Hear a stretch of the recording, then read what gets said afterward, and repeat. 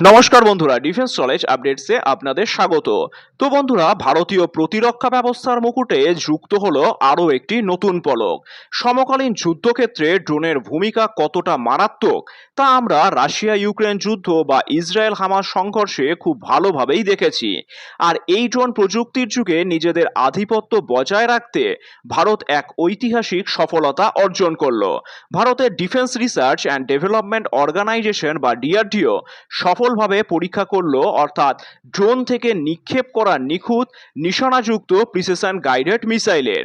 আজকের ভিডিওতে আমরা অত্যন্ত সহজ ভাষায় এবং পুঙ্খানুপুঙ্খভাবে আলোচনা করব যে এই মিসাইলটি ঠিক কিভাবে এটি কাজ করে, এর ফলে ভারতের প্রতিরক্ষা ব্যবস্থা কতটা শক্তিশালী হলো, এবং সবচেয়ে বড় কথা, ভারতের এই সাফল্যে আমাদের দুই প্রতিবেশী শত্রু দেশ চীন ও পাকিস্তানে রাতের ঘুম কিভাবে উড়ে গেল। ভিডিওটি শেষ পর্যন্ত অবশ্যই দেখুন।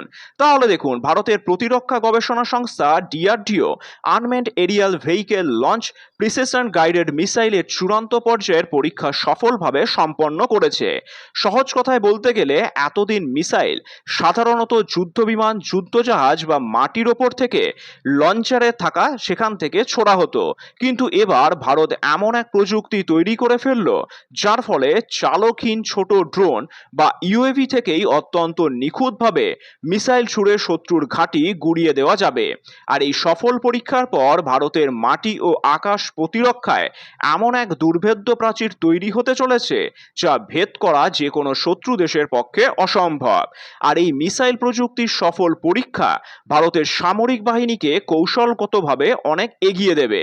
আসলে একটি যুদ্ধ বিমান ওড়াতে যে বিপুল পরিমাণ জ্বালানি খরচ হয়, ড্রোনের ক্ষেত্রে তার ভগ্নাংশ মাত্র খরচ হয় না। ফলে ভারতীয় সেনা অত্যন্ত কম খরচে বড়সড় মিশন সফল করতে পারবে। আর যেহেতু ড্রোন চালকহীন, তাই অত্যন্ত বিপজ্জনক বা শত্রুর আকাশ সীমার ভেতরে ঢুকেও নিখুঁত হামলা চালানো সম্ভব। এতে কোনো ভারতীয় পাইলট বা জওয়ানের প্রাণহানির ঝুঁকি থাকবে না। আর এটি হচ্ছে প্রিসিশন গাইডেড মিসাইল।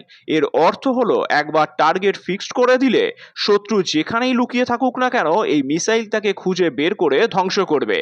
পাহাড়ি দুর্গম এলাকা বা ঘন জঙ্গলে লুকিয়ে থাকা জঙ্গি আস্তানা ধ্বংস করতে এটি গেম চেঞ্জার প্রমাণিত হবে। ভারতের এই নতুন মারাত্মক খবর প্রকাশ্যে আসতেই থরথর করে কাঁপছে রাওয়ালপিন্ডি ও বেজিং। কিন্তু কেন? তাহলে দেখুন, গত কয়েক বছরে পাকিস্তান ভারতের পাঞ্জাব ও জম্মু কাশ্মীর সীমান্তে ড্রোন পাঠিয়ে অস্ত্র, মাদক এবং জাল টাকা পাচারের এক নতুন প্রক্সিওয়্যার শুরু করেছিল। ভারতের এই নতুন ইউএভি মিসাইল প্রযুক্তির ফলে ভারত নিজের ড্রোন আকাশে উড়িয়ে পাকিস্তানের সেই অনুপ্রবেশকারী ড্রোনগুলোকে মাঝ আকাশেই ধ্বংস করে দিতে পারবে। শুধু তাই নয়, নিয়ন্ত্রণ রেখা বা এলওসি পেরিয়ে পাকিস্তান অধিকৃত কাশ্মীরে থাকা জঙ্গি লঞ্চপ্যাডগুলোতে সার্জিক্যাল স্ট্রাইকের মতন হামলা এখন ভারত ঘরে বসেই ড্রোনের মাধ্যমে করতে পারবে।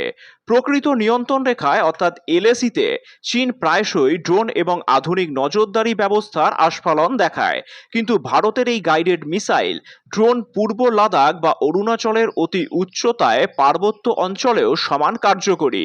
চীন যদি কোনো রকম আগ্রাসন দেখানোর চেষ্টা করে, তবে ভারতের এই ড্রোন মিসাইল জুটি চীনের বাংকার ও সাঁজোয়া গাড়িগুলোকে পলকের মধ্যেই ধ্বংস করে দিতে সক্ষম। ভারতের এই সামরিক স্বনির্ভরতা বিশ্ব রাজনীতিতে এক বিরাট সমীকরণ বদলে দেবে। তাহলে দেখুন, এই মিসাইলটি সম্পূর্ণ দেশীয় প্রযুক্তিতে তৈরি। এর ফলে ভারত শুধু আত্মনির্ভরই হচ্ছে না, বরং আগামী দিনে বিশ্বের বন্ধু দেশগুলোর কাছে এই প্রযুক্তি রপ্তানি করে কোটি কোটি ডলার আয় করতে পারবে। এশিয়া ও আফ্রিকার বহু দেশ ইতিমধ্যেই ভারতের তৈরি অস্ত্রের প্রতি আগ্রহ দেখাচ্ছে। আর আমেরিকা, রাশিয়া বা চীনের মতন গুটি কয়েক দেশের কাছেই ড্রোন থেকে মিসাইল ছোড়ার মতন উন্নত প্রযুক্তি রয়েছে। ভারত এই তালিকায় নিজের নাম লেখানোর ফলে পশ্চিম ও প্রশান্ত মহাসাগরীয় অঞ্চলে ভারতের দাপট ও শক্তি আরও বহুগুণ বেড়ে গেল।